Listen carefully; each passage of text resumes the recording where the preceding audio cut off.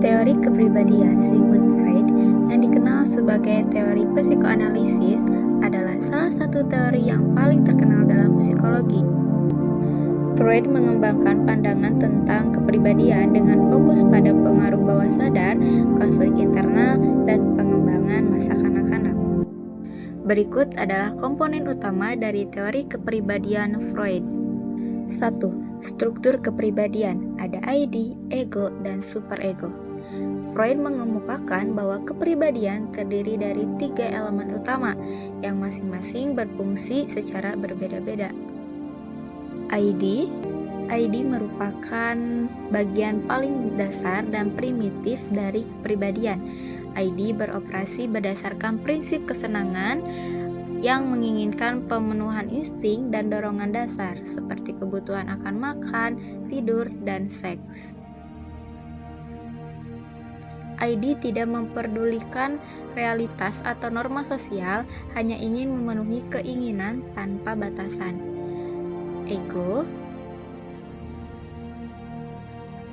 Ego berfungsi sebagai mediator antara dorongan ID yang tidak terkendali dan kenyataan dunia luar.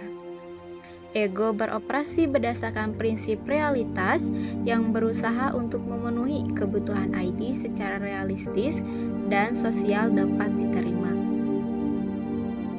Ego sadar dan berhubungan dengan dunia luar.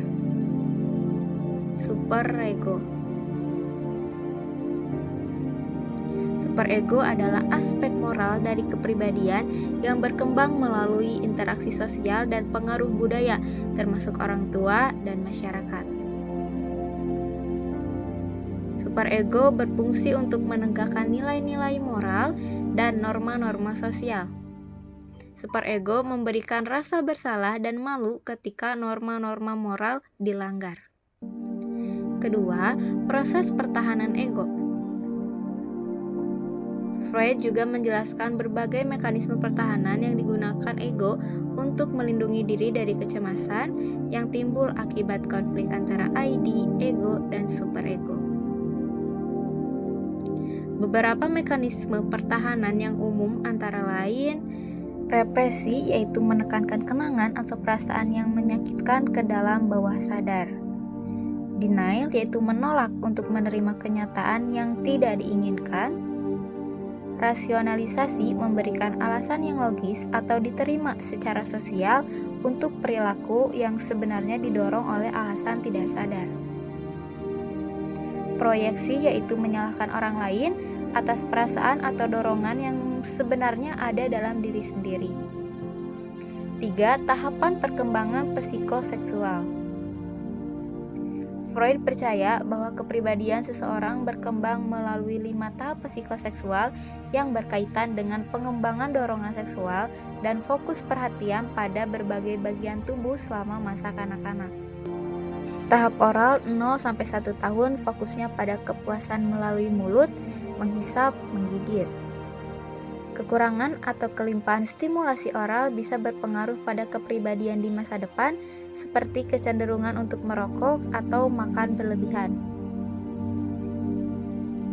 Tahap anal 1-3 tahun fokus pada kontrol atas pengeluaran seperti buang air besar.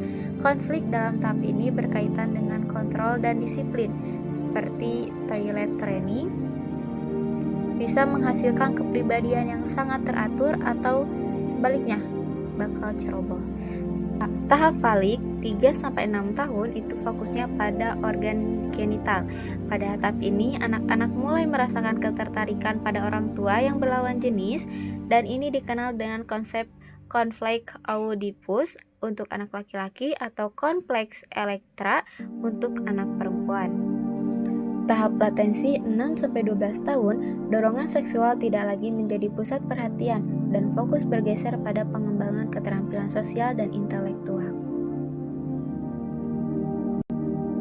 Selama tahap ini, hubungan pertemanan lebih ditekankan. Tahap genital 12 tahun ke atas, setelah pubertas, fokus kembali pada seksualitas dan individu mulai mengembangkan hubungan romantis atau seksual yang sehat. Kepribadian yang matang dan sehat berkembang selama tahap ini. 4. Bawah sadar dan pengaruhnya. Freud menekankan pentingnya bawah sadar dalam membentuk kepribadian. Menurutnya, banyak perilaku manusia yang dipengaruhi oleh dorongan dan pikiran yang berada di luar kesadaran mereka, yang seringkali berasal dari pengalaman masa kecil yang tidak disadari atau tertekan. Freud menggunakan mimpi dan asosiasi bebas sebagai alat untuk mengungkapkan pikiran bawah sadar seseorang. 5. Konflik dan kecemasan.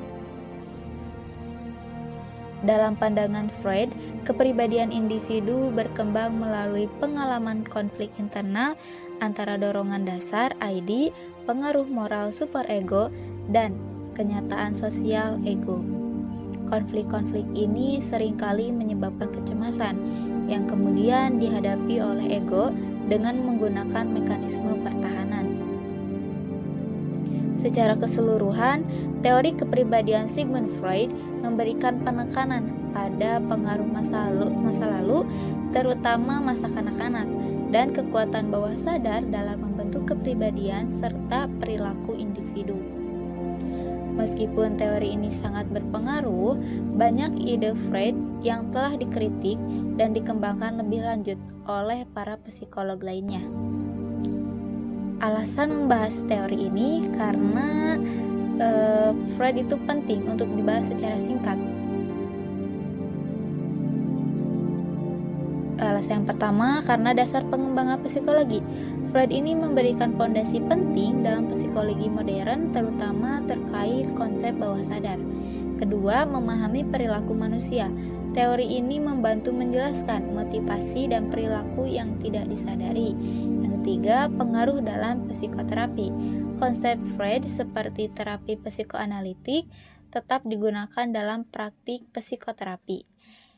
Konsep dalam kehidupan sehari-hari itu menggunakan mekanisme pertahanan dan pengaruh masa kecil untuk memahami diri sendiri, lalu menangani konflik internal, yaitu membantu memahami konflik dalam diri yang mempengaruhi kesejahteraan psikologis.